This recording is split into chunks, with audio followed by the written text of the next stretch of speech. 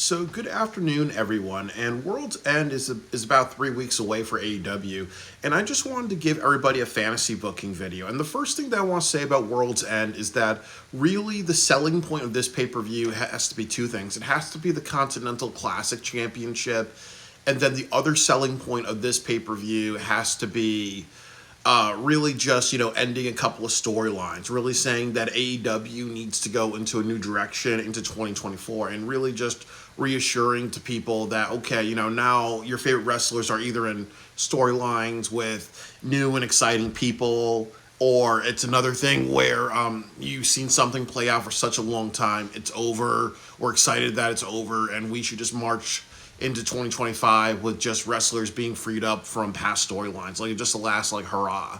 So, in no particular order, I want to give you my fantasy booking. The first thing that I want to do is I want to talk about the dark matches. Or the buy-in matches. I'm going to do Chris Jericho versus Dustin Rhodes for the ROH champion. I've talked about this many times. I want Dustin Rhodes to become the ROH champion, and I want AEW to do that at I want them to do that at the All In show in Texas. But, I think that for the buy-in show, 100% should be Ring of Honor matches just to advertise Ring of Honor. And I think that that would be the right thing to do, really. So I think this would be a good match. The other thing is that they've talked about Chris Jericho, like how he and Tomohiro Ishii had a match on Dynamite. Why would you not have the Ring of Honor champion be on the Ring of Honor show or at the Ring of Honor pay-per-view having a match, really? So I think that this would be the best way to kind of really set up that storyline and really make Chris Jericho the entitled dick type of champion, where you kind of see Dustin Rhodes as kind of like the guy that cares about all the wrestlers on the roster. He actually wants to bring out the best in other people, really. So it's almost like entitled old man versus the old man that has respect for everybody and wants the best out of everybody, So that could be an interesting dynamic.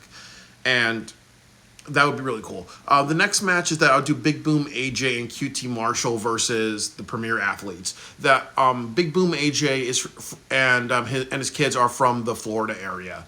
They had a huge response and reception from Full Gear, so why not? Lightning hits twice. The other thing is the Premier Athletes are kind of like the joke wrestlers.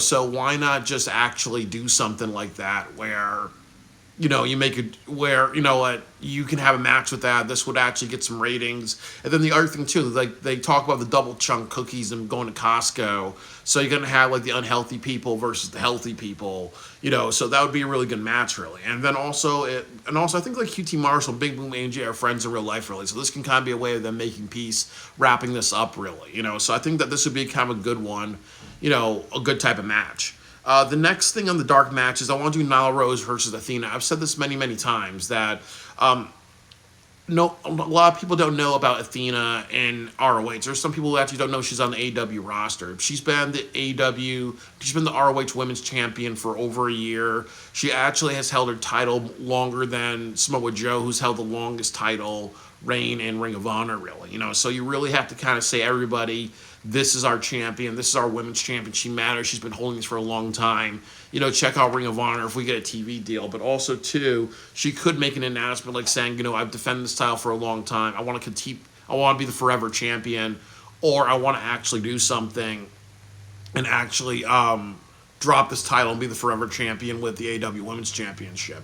So make Athena a big deal. So these three matches, I think for a preliminary show, you kind of advertise ROH. You kind of show when ROH should actually matter. This would be a good usage instead of just filler matches that don't matter. And then you have people in these three matches that actually know how to talk, know how to get ROH over. So this would be a great combination. So I have 10 matches for the card. So I will have MJF versus Adam Cole lumberjack match. It's really hinting that it's really hinting that it's gonna be MJF versus Adam Cole. There are some thoughts about, is the Undisputed Kingdom gonna break apart, really? So this is a way for everybody to get all their feelings out. And this gets rid of MJF and Adam Cole. They ultimately separate and they go in their own directions, because one thing that they can do is they can become a tag team that's on the same page. We can't have that. We can't do something like where one of the Undisputed Kingdom members, they're talking about Wardlow and MJF actually becoming a tag team, and you can't do that right now because we have to just say Undisputed Kingdom goes in their own direction, MJF goes in his own direction, and that's that really. Have a lumberjack match, let everybody get the fuck out of their systems. Let's do that. The next match I want to do is Adam Copeland versus Daniel Garcia. The reason why I want to do this is because Adam Copeland had to be stripped of his TNT championship because of injury. And this would be a good match for Daniel Garcia. This is kind of like, the up-and-comer. I want to establish you as a big deal. And I think that would be a really good match to have. I think that this is a way for Daniel Garcia to get over in a very big way. He should do well in the... if you're going to have him go 50-50, if you're going to have him tie with Okada for time, really, then I really think you need to kind of, put him around bigger stars, kind of give the Daniel Garcia experiment a bigger deal. You don't want to do the Wardlow thing where you cut him short, really, So, how does Daniel Garcia do well with a person like Adam Copeland? And then, honestly, Adam Copeland will definitely help him out backstage to be like, dude, this is how you're going to step your game up, really, So this would be good.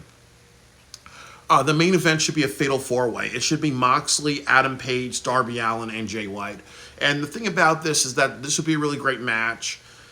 If the Moxley storyline is not working, just put the title on Darby Allin, just get rid of it. The next thing that I want to say is that Darby Allin, he has to matter because, honestly, this year, with the retirement of Sting, that's kind of like their best pay-per-view this year.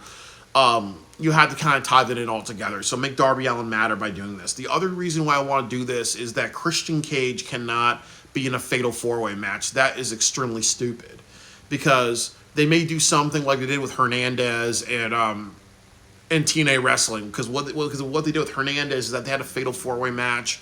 They threw Hernandez briefcase in it to make it a fatal five-way, which was really, really stupid, really, So I want to kind of make sure that with this contract thing, they actually have it so, Christian can win it, because Christian versus Darby, that could be a bit of a feud on Dynamite, or Christian, Darby, and John Moxley as like a three-way feud, and you can do something with that, for a while, really.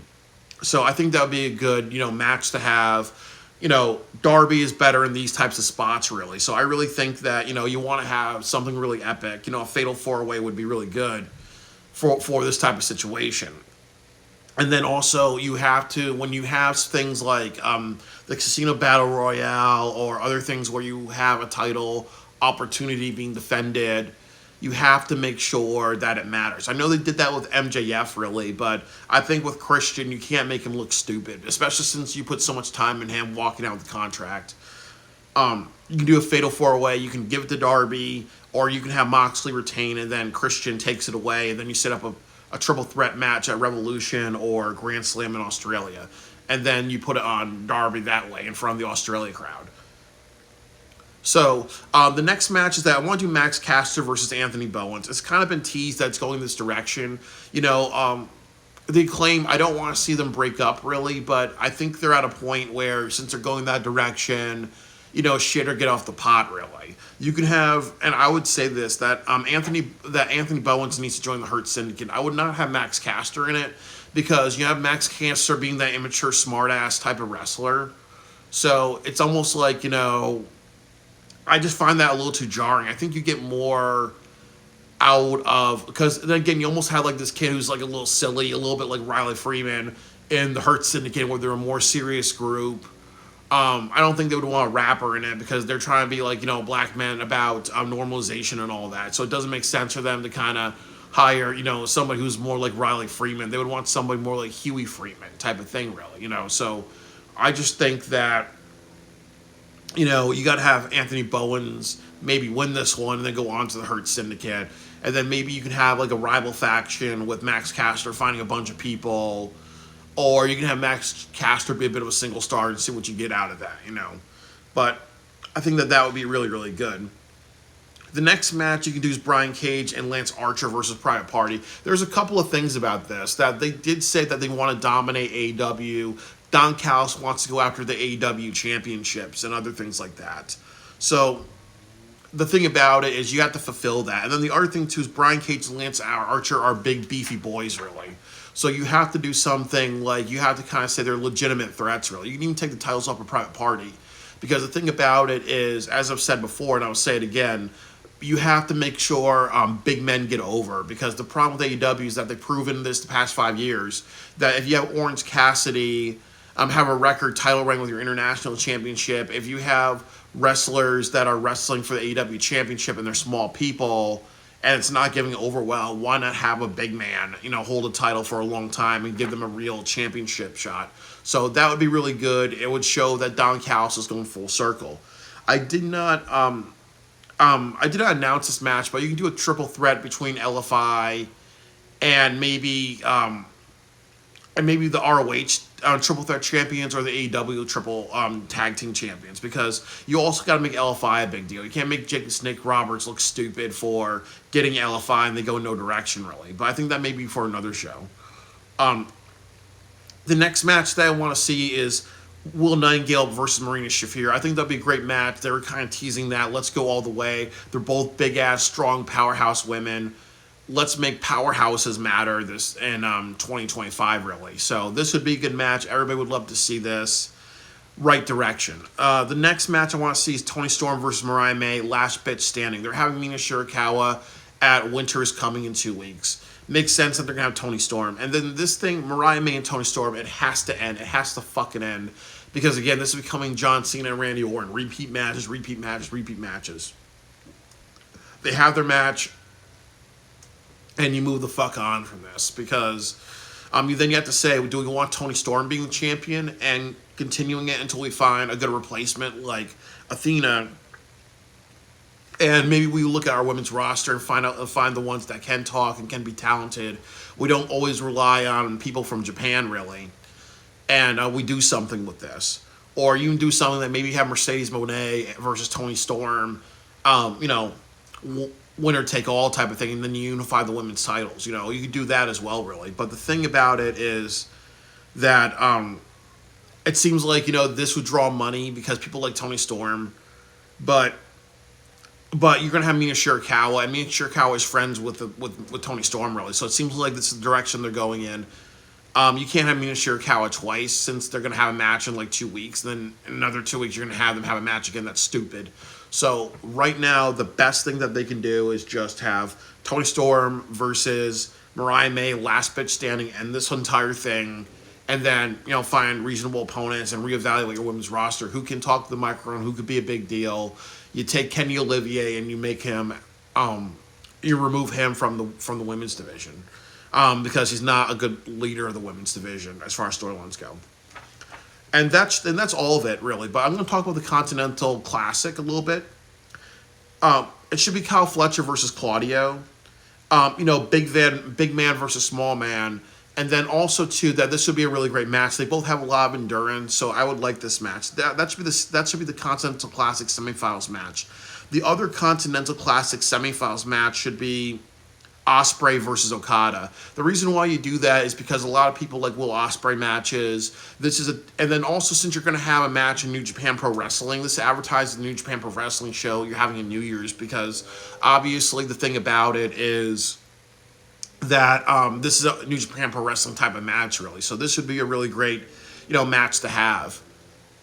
And the other thing, too, is that obviously you're not going to have a pay-per-view until February. So you're having a month off. You're having it in Australia. So not a lot of U.S. fans are going to see this, because the U.S. is their big pay-per-view market. So if you have 2 Osprey matches on the show, that's not that bad. And then for the Continental Classic Championship, you should have Osprey versus Kyle Fletcher. And there's a couple of reasons why you do this. Number one, you had Osprey win one time. You had Kyle Fletcher win one time. This is who's better, and that's that, really. The next thing that you do with this is that you can set Kyle Fletcher up as an international wrestler by having him win this and being like, okay, the Continental Classic means I defend this on all continents. I'm going to defend this title at the New Year's show in Japan. I'm going to go defend this title at the Australia show. When we go to London, I'm going to defend this title. I'm going to do this. I'm going to do that with this title. It makes Don Callis a really great heel. Also, it helps Kyle Fletcher to beat Osprey twice. This will not hurt Will Osprey. Just that they have another match, really. And, their match was considered the best match of the card on Full Gear. Why not just, repeat that, But the other thing, too, is that, as I've said before, that Will Osprey having two Will Osprey matches would definitely, be a good draw. It would be, a really exciting thing, really. And then, as I said, I think that they need to keep these matches like, about like 20 minutes maximum. That's how I would do it. You do like 20 minutes with both with the Okada match and the Kyle Fletcher match, Kyle Fletcher and Claudio. And then after you do that, you have the Will Ospreay and Kyle Fletcher match be like 30 minutes. The second, like the penultimate match, you open with Ospreay and Okada, you end with Kyle Fletcher and Will Ospreay, and I think that would be a really good thing, really, And like I've said before, the reasons why you do that is because Kyle Fletcher, you need to make him the biggest superstar that you can this year. You have a lot of momentum. He's been very consistent. You don't do something, and he wants to be there. He's not like Ricky Starks, who had a disagreement and goes home. So if Kyle Fletcher really wants to be a big star, you want to show the fans that you can take new stars and you can make them big stars. You can make them a draw. Kyle Fletcher is your golden ticket for AEW, through the Continental Classic. And the point of the Continental Classic is to build new stars. You did that with Swerve Strickland last year. Do it with Kyle Fletcher in the upcoming year. The other thing, as I said, that, you also have to do something with Okada, and Okada's not really been given a chance. He's been, like, tag teaming with the Elite, really, so you have to kind of show what Okada can do by himself, really. So this tournament really needs to, make Okada look very, very strong as well, really. So I really want to see Okada be successful, and this would be, like, the right thing for Okada, really, just to kind of showcase what he can do. Kyle Fletcher being the rookie, absolutely. And the rookie heel, and that's good because you can't kind of always have baby faces win this. So I think that you can do that with Fletcher. He wants to prove that he's the king. He can do whatever. What's the best way to prove that you're a king? Or the next Will Ospreay is by having like 2 matches, and maybe like 2 5-star matches in a night. Really, that could be something very special. And then the other thing too is that. With Claudio, it's good because the thing about Claudio is that, as I said this many, many times, is that Claudio is a powerhouse. He is a big man. So you have to make your big men look stronger. So 100% you would do this to show that, okay, a big man could be at the finals of a tournament.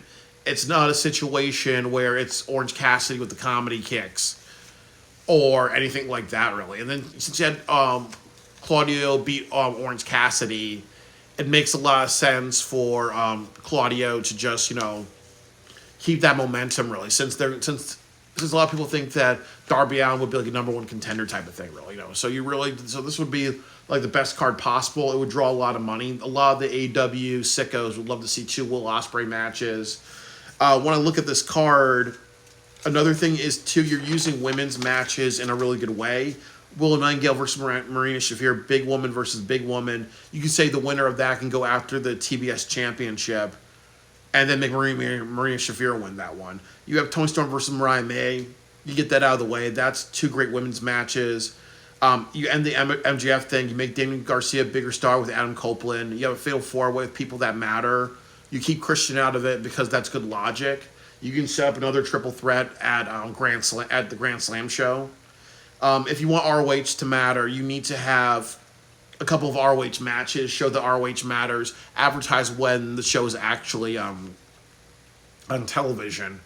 And that would be a good, how should I kind of say, like, preliminary type of thing, really. Max Caster versus Anthony Bowens, that's going to be a really great match. Get that feud out of the way. Like I said, Lance Archer and Brian Cage, big men have not mattered in AEW. What happens when you make big men matter? And Kyle Fletcher versus Claudio, sounds good. You have a big man in the semifinals. Kyle Fletcher wants to prove that he's a king. He's different than Will Ospreay. He's better than Will Ospreay. Have him have 2 mega matches that night. Ospreay having 2 mega matches, that's going to sell the show because he has great matches. Show Okada what he can do, without the show Okada what he can do without the Elite. And then also, as Cornette said, that you got to have. This will also help Will Osprey and Kyle Fletcher because it'll help them kind of say, okay, we got to think about matches, we got to think about things a little differently. We also got to think about not doing some overexposure type of stuff because I want people to look at this and be like, okay, Osprey and Kyle Fletcher are wrestlers that do awesome stuff. Really, they're like basically AJ Styles inspired, but doing their own thing really. But they're not video game wrestlers. They're not gymnasts or anything like that. Really, so that could be a good thing really. And then the last thing that I would say is that Osprey and Kyle Fletcher would be the best way to do it. 1-1, make it 3, make it who gets to 3. And ultimately, you make Kyle Fletcher the champion with the Continental Classic. That's the best way to make a new star. So at the end of the night, you'll make Dan Garcia a star. You'll make Darby Allin a star. You would make Anthony Bowens a star. You would make Kyle Fletcher a star. And you should have Marina Shafir defeat Willow Nightingale. So you make Marina Shafir a star with this. You make Okada stand out as a single star. So you have like 5 or 6 wrestlers that'll get over if you take my advice. So it's Tony Khan, pay me, bitch, because I know how to book